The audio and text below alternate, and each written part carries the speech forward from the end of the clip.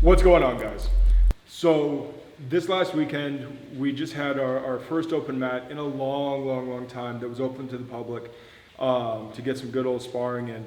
And what I wanted to talk to you about was in my opinion, is the greatest sin in all of martial arts, and in particularly in the traditional martial arts. And that is that, karate guys are just good against karate guys, Wing Chun guys are just good against Wing Chun guys, Aikido guys are just good against Aikido guys, and the skills don't transfer outside of that. And a large problem with that is the fact that when these arts were developed in context, people were fighting in China and Okinawa, Japan, and even when you talk with the Savate stuff and the bare knuckle boxing, old English and French stuff, you're talking about there's a lot more honor society stuff going on. So people are getting into fights, not at random, but people are getting into a lot more fist fights just in everyday life. And then on top of that, you're talking rampant piracy and banditry, simply for the fact that law enforcement was kind of in its early stages, if present at all.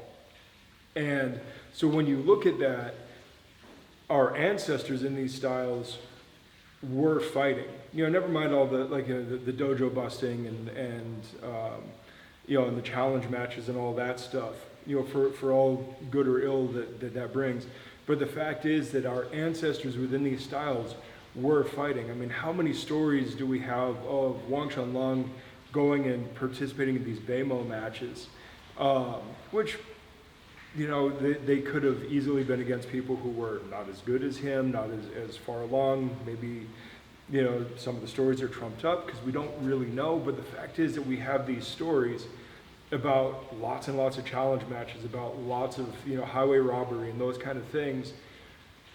And as society moves on and gets more and more civilized, we move further and further away from that. And a lot of these arts, because they weren't built to be ring sports, when people started transitioning into combat sports, because that was the one remaining legal outlet, a lot of these arts go, well, we're not meant to be sports, so we don't do that.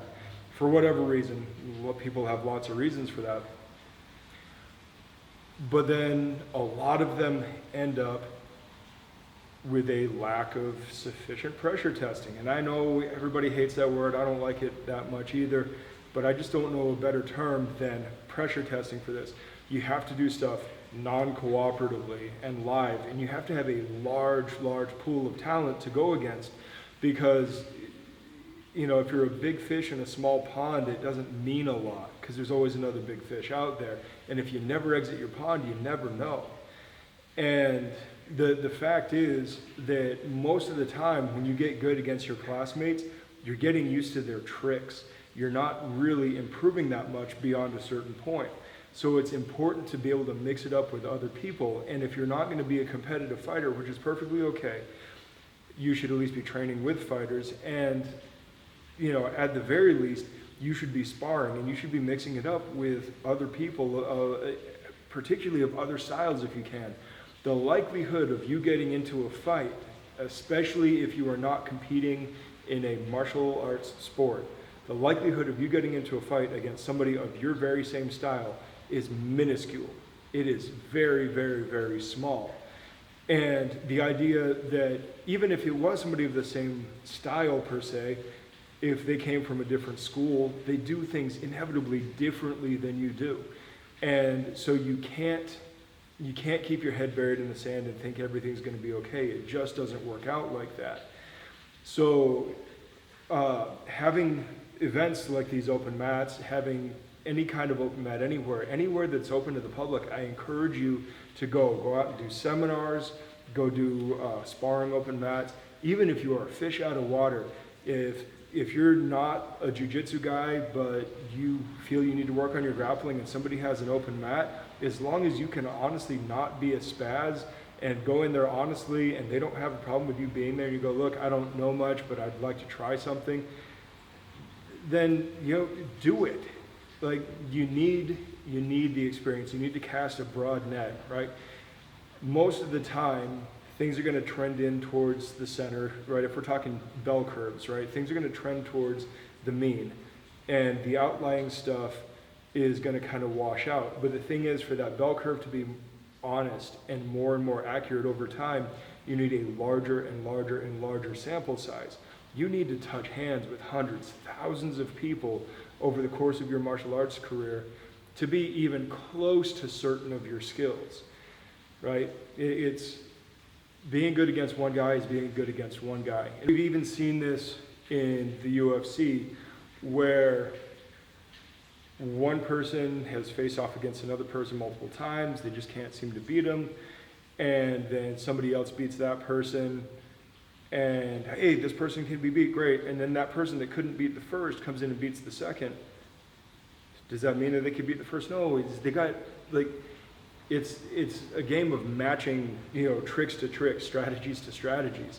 And the fact is, you might be perfectly suited to face against another person. You might be on absolutely equal terms with another person. You might be over another person. And that doesn't tell you anything about anybody else. You have to be able to broad base that across a much larger spectrum, and you need to test your talents against multiple people, multiple strategies, multiple tactics, multiple ideas and concepts in order to hone your skill. Because if you're not doing that, the best you're ever going to be is a big fish in a little pond, and that's just not good enough. So I will talk to you guys later. Good journey. Thanks for watching. Like and subscribe. In the links down below, you can find our social media, and I encourage you to follow us there. Take a look at our blog, where we have articles that go into depth that we just can't do in our video productions.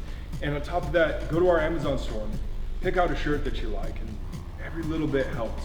If you're ever in the Phoenix area, look us up. Come in for a class, come in for open mat, whatever. Love to see you down here. You can find all our contact info on the website. Talk to you guys in the next one. Good journey.